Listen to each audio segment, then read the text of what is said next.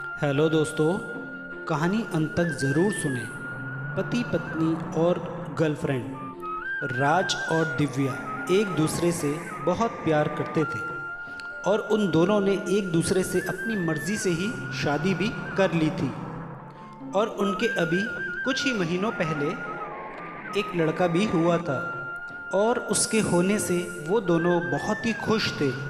लेकिन शायद कुछ दिनों से राज बहुत ही ज़्यादा उदास दिख रहा था, क्योंकि उसकी ज़िंदगी में एक बहुत ही खूबसूरत और छोटी उम्र की लड़की आ गई थी। तभी एक दिन जब राज ऑफिस से घर आया तो उसके अंदर दिव्या को बहुत ही ज़्यादा बदलाव दिखा। तभी उसने राज से पूछ ही लिया कि राज, क्या बात है, तुम कुछ दिनों से बहुत उदास से दिख रहे हो। तो राज ने भी दिव्या से बहुत ज़्यादा हिम्मत करके कह ही दिया कि दिव्या, तुम मुझसे हमेशा यह कहती रहती हो कि तुम मेरी खुशी के लिए कुछ भी कर सकती हो, तो क्या तुम वाकई में मेरी खुशी चाहती हो। तो दिव्या ने भी राज का हाथ पकड़कर यह कहा कि राज, मैं तुमसे बहुत प्यार करती हूँ और तुम्हारी खुशी के लिए मैं कुछ भी कर सकती हूँ। तुम एक बार मुझसे कहो तो सही।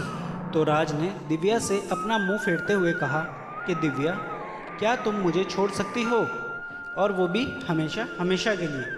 इतना सुनते ही दिव्या की आंखों में आंसू आ गए और उसने राज से कहा कि राज, तुम ये क्या कह रहे हो, तुम तो मेरी ज़िंदगी हो और मैं तुम्हारे बिना मर जाऊंगी। तभी राज ने भी दिव्या पर गुस्सा होते हुए कहा कि तुम जानती हो कि दिव्या, मुझे किसी और लड़की से प्यार हो चुका और हमारा अफेयर 4 महीने से चल रहा है, और मुझे भी नहीं पता दिव्या कि मुझे उस लड़की से कब प्यार हो गया, और अब तो मेरी आंखों में सिर्फ उस लड़की के सपने रहते हैं।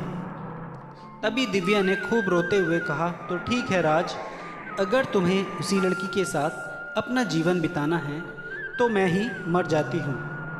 तभी जैसे ही दिव्या चाकू से अपनी नस काटने लगती है, वैसे ही उसे उसका नन्हा सा बेटा रोता हुआ दिख जाता है और वो अपनी नस नहीं काट पाती। तभी उसने अपने आंसुओं को पोंछते हुए राज से यह कहा कि ठीक है राज, तुम जियो अपनी गर्लफ्रेंड के साथ, मगर एक दिन तुम्हें मेरा प्यार ज़रूर याद आएगा। तो उसी वक्त दिव्या ने अपने कपड़े पैक किए और अपने बच्चे को गोद में उठा लिया। लेकिन राज अभी भी अपना मुंह फेर कर खड़ा हुआ था।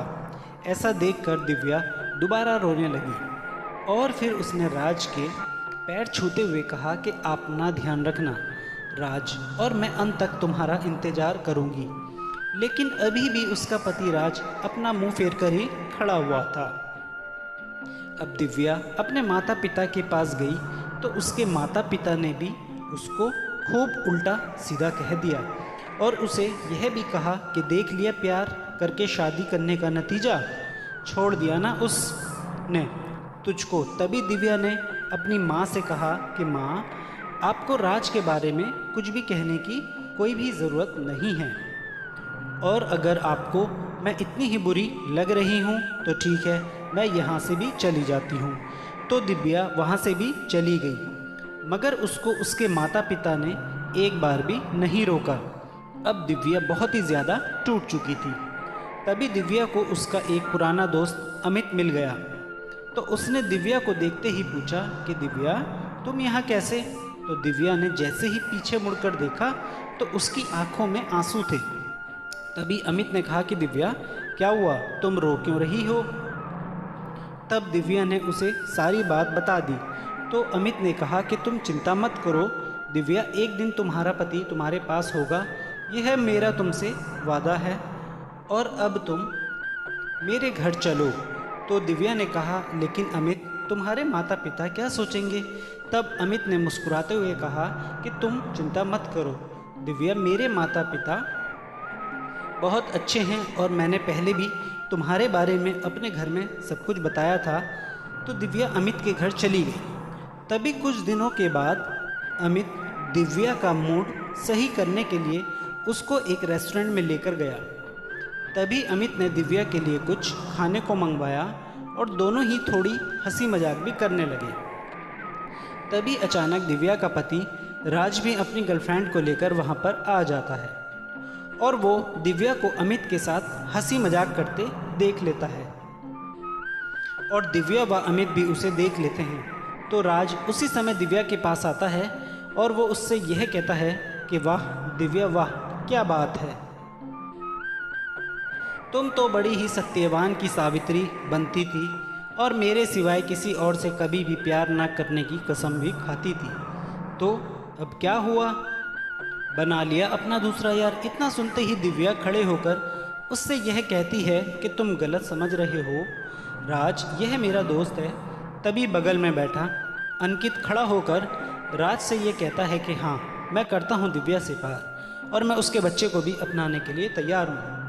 और राज, अब तुम्हारा दिव्या से तलाक भी हो चुका है, इसलिए अगर अब तुम मेरे और दिव्या के बीच में आए तो मैं तुम पर पुलिस केस कर दूँगा। तभी दिव्या जब गुस्से में अमित की तरफ देखती है तो वो उसकी तरफ धीरे से आंख मार देता है।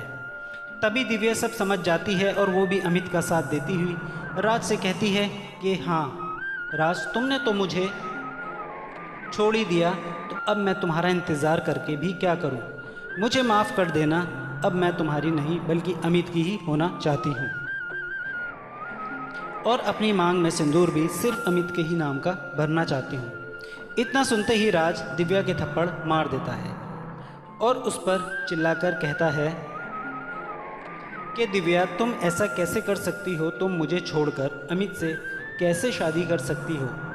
तभी दिव्या ने भी गुस्से में राज से कहा कि जैसे राज तुमने मेरे साथ किया वैसे ही मैं भी कर रही हूँ और अब तुम्हारा और मेरा कोई भी रिश्ता नहीं। अब मैं अगले हफ्ते कोर्ट में जाकर अमित से शादी करूँगी। यह कहकर दिव्या अमित का हाथ पकड़कर रेस्टोरेंट से बाहर आ जाती है। तभी दिव्या की शादी की बात सुनकर राज को बहुत ही ज़्यादा गुस्सा आता है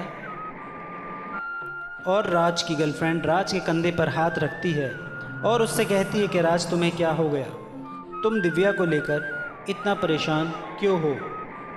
तभी राज अपनी गर्लफ्रेंड पर बहुत चिल्लाता है और उससे कहता है कि यह सब तुम्हारी ही वजह से हुआ है और तुम्हारी ही वजह से मैंने अपने पहले प्यार को छोड़ा और आज मुझे यह एहसास हो चुका है कि मेरे लिए दिव्या ही सब कुछ थी और आज जब मैंने उसे किसी के साथ देखा तो मुझे बहुत ही बुरा लग रहा था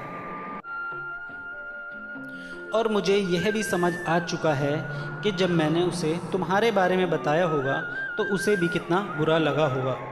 इतना कहकर वो दिव्या के पीछे पीछे भागता है। तभी जैसे ही वह रेस्टोरेंट के बाहर आता है तो दिव्या और अमित बाहर खड़े होकर आइसक्रीम चूस रहे होते हैं। तभी राज आंखों में आंसू लिए दिव्या के सामने जाकर उसके आगे हाथ जोड़कर यह कहता है कि मुझे माफ़ कर दो दिव्या, मुझसे बहुत बड़ी भूल हो गई, मगर तुम अमित से शादी मत करना प्लीज़, वरना मैं मर जाऊंगा। इतना सुनते ही दिव्या ने राज के होठों पर अपनी उंगली रख दी और वो फूट फूट कर रोने लगी और रोते रोते राज से यह कह रही थी कि राज प्लीज़, मरने की बात तुम मुझसे कभी भी ना कहना, मैं कल भी सिर्फ तुम्हारी थी और आज भी मैं सिर्फ तुम्हारी ही हूँ। तुम्हें अपनी गलती का एहसास हो गया, मेरे लिए इतना ही काफ़ी है। तभी अमित ने कहा कि राज, मुझे माफ़ कर देना, तुम दोनों के प्यार के आगे मैं हार गया, मगर मैं आज जाते जाते तुमसे ये ज़रूर कहूँगा कि तुम बहुत ही किस्मत वाले हो कि तुम्हें दिव्या जैसी बीवी मिली जिसने तुम्हें इतनी आसानी से माफ़ कर दिया, वरना अगर राज तुम खुद भी इस जगह होते तो तुम कभी भी इसे नहीं अपनाते। इसलिए हमेशा इसका ध्यान रखना और इसे जीवन में कभी और धोखा मत देना। तभी राज आंखों में आंसू लिए दिव्या को अपनी बाहों में भर लेता है और वो उससे हमेशा प्यार निभाने का वादा भी करता है। और फिर राज और दिव्या अमित के घर से अपने प्यारे बच्चों को लेकर खुशी खुशी अपने घर चले जाते हैं। और बाद में दिव्या ने अमित का धन्यवाद भी किया, क्योंकि उसी के ही नाटक की वजह से राज और दिव्या का खोया प्यार मिल गया। तो दोस्तों, आप कभी भी राज की तरह ऐसी गलती मत करना, क्योंकि हर लड़की दिव्या की तरह नहीं होती। धन्यवाद।